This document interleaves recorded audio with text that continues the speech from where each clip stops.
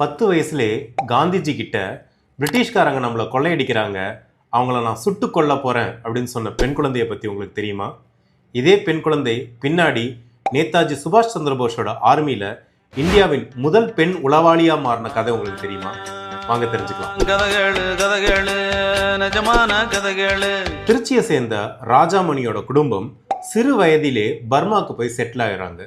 அங்க நேதாஜி சுபாஷ் சந்திரபோஸ் தன்னுடைய இந்தியன் நேஷனல் ஆர்மிக்காக மக்கள் கிட்ட நிதி கேட்கிறப்ப தான் அணிஞ்சிருக்க எல்லா தங்க நகையையும் கலட்டி ராஜாமணி கொடுத்துட்றாங்க.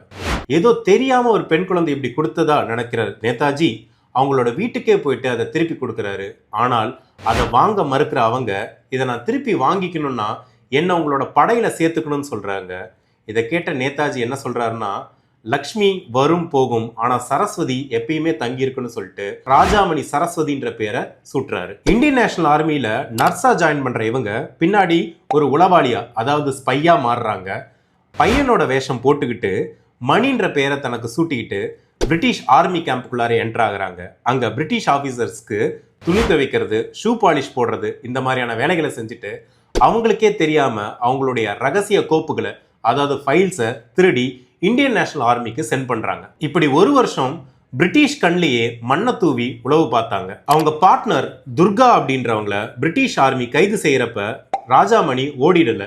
அதுக்கு பதிலா ஒரு நடன பெண்மணி மாதிரி ட்ரெஸ் பண்ணிட்டு ஹை செக்யூரிட்டி பிரிட்டிஷ் கேம்ப்குள்ளாரே மறுபடி என்டர் ஆகுறாங்க.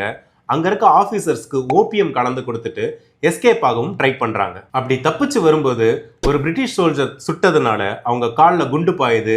அந்த தழும்பை வாழ்நாள் முழுக்க வீரத்தழும்பாவே அவங்க ஏத்துக்கிட்டு வாழ்ந்தாங்க. ஆஸ்பிரன்ஸ் GS1 மாடர்ன் ஹிஸ்டரியில Indian National Army Rani Lakshmibai regiment ரொம்ப இம்பார்ட்டன்டான டாபிக். மெயின்ஸ்ல நிறைய தடவை கொஸ்டின் கேட்டிருக்காங்க. இதே மாதிரி இந்தியன் நேஷனல் ஆர்மியில இருந்த இன்னொரு ஃபீமேல் ஸ்பை பத்தி உங்களுக்கு தெரியுமா?